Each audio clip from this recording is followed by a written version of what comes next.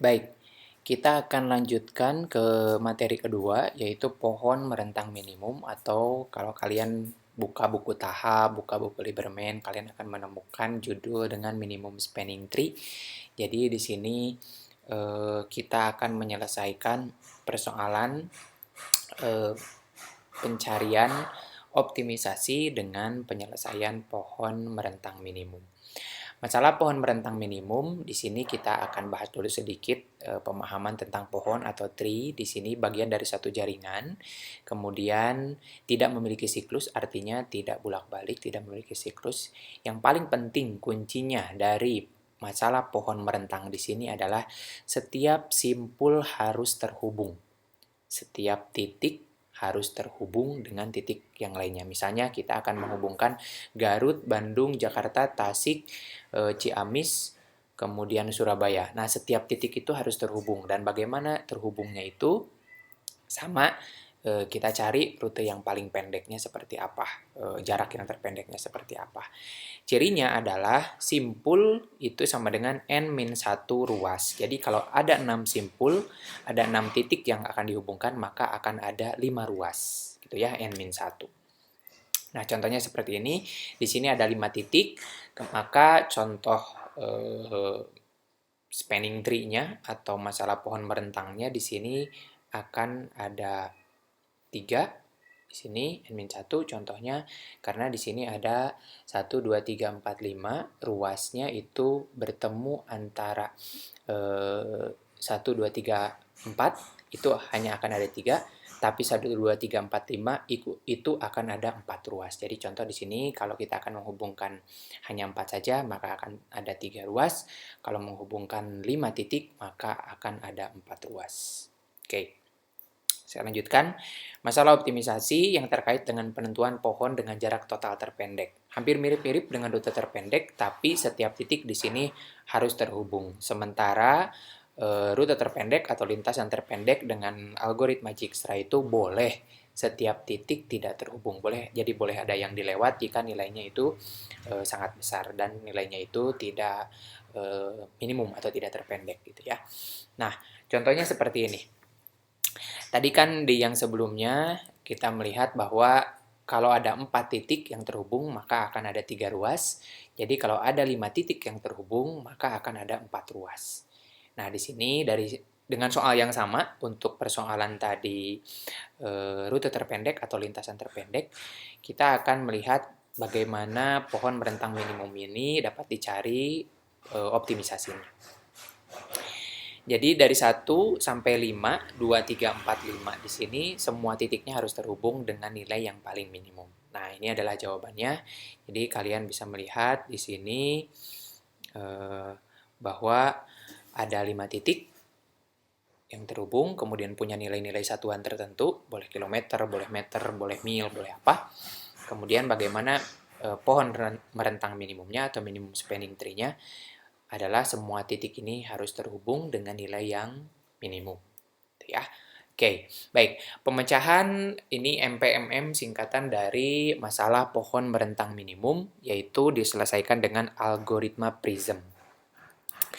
Oke, dari iterasi pertama, kita melihat bahwa titik asal di sini 1, di sini adalah S tanda petik atau apostrof, di sini nilainya adalah 1. Kemudian S di sini punya tujuan ke 2, ke 3, ke 4, dan ke 5. Punya tujuan ya.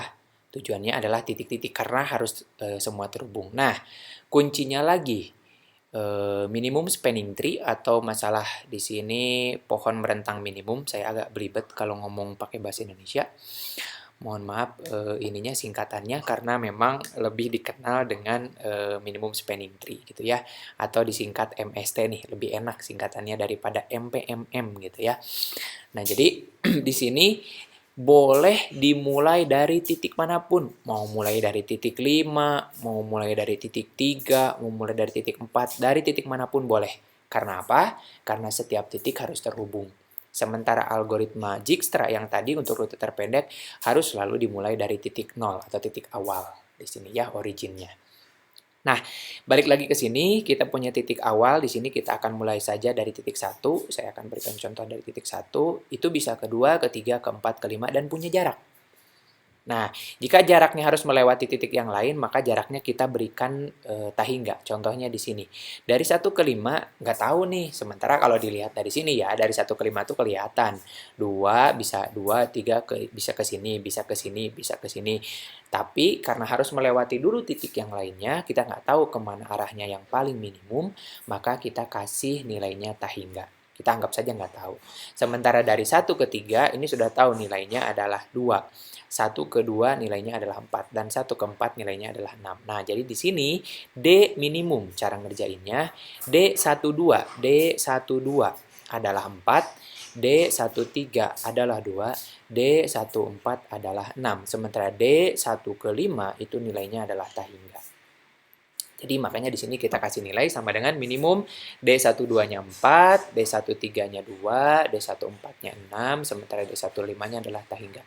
Berapa nilai minimum dari kurung kurawal ini? Dari nilai ini, nilai minimumnya adalah 2. Berarti kita akan pilih tetapkan dari 1 ke 3 merupakan nilai minimum spanningnya atau cabangnya atau merentangnya.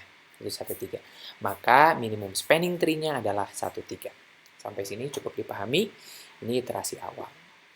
Kemudian selanjutnya, kita sudah menetapkan 1, 3 ini sebagai titik yang paling minimum. Kemudian kita akan lanjutkan. Jadi S13 itu bisa ke 2, bisa ke 4, bisa ke 5. Nah, selain itu juga kita harus bisa melihat bahwa selain 1, 3, 3-nya bisa ke 4, 3-nya bisa ke 5, 3-nya bisa ke 2, 1 pun bisa ke 2.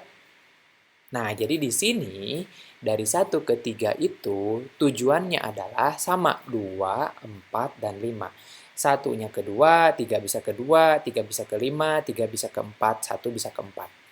Makanya di sini akan muncul sekarang D12, D12, D14 dari 1 ke 4, D15, D1 ke 5, kemudian D32, 3 ke 2, 3 ke 4, dan 3 ke 5. Jadi setiap titiknya harus terhubung.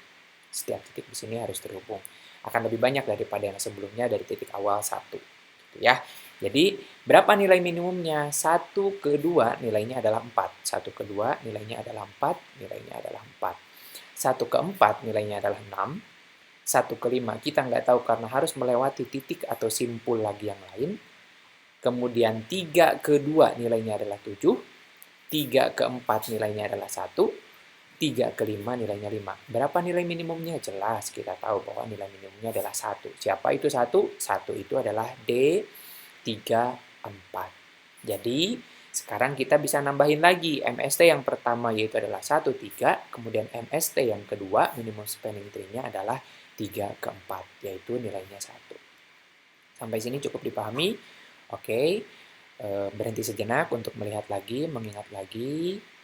Nah, nilai-nilainya, nilai minimum di sini D-nya. Kemudian kita akan menemukan sekarang tambahan minimum spanning tree-nya. Kita sudah menemukan 2 pohon merentangnya nih. 1, 3, 3, 4.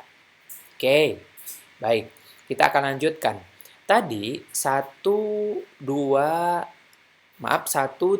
4 ini sudah terhubung. Jadi 1 ke 4 di sini kita kasih dash gitu ya. Jadi garis putus-putus artinya itu tidak akan dipertimbangkan lagi. Makanya di sini tidak ada lagi sekarang jarak dari 1 ke 4.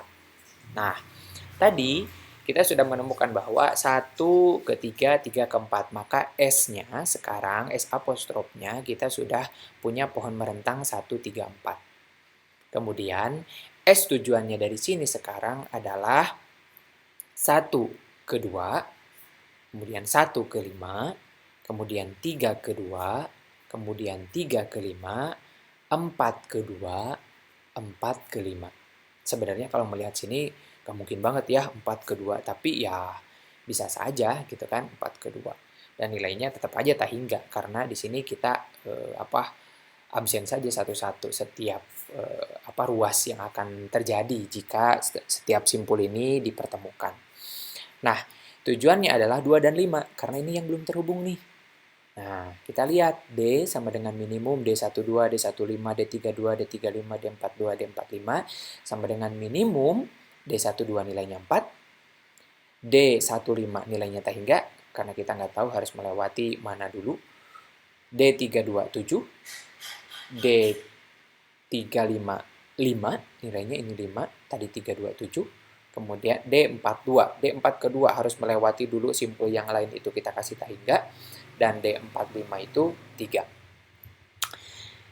Berapa nilai minimum dari sini? Kita ketahui bahwa nilai minimumnya adalah 3. Siapa itu 3? 3 itu adalah jarak dari 4 ke 5. Nah, jadi kita tebalkan lagi spanningnya ya, atau merentangnya, pohon merentang di sini. Nah, setelah ditemukan titik yang paling minimumnya, maka kita kasih lagi tambahan untuk MST-nya, minimum spanning tree. Yang pertama, iterasi pertama kita dapat 1,3, iterasi kedua kita dapat 3,4, dan iterasi ketiga kita dapat 4,5. Jadi sekarang kita sudah menghubungkan antara titik 1, titik 3, titik 4, titik 5.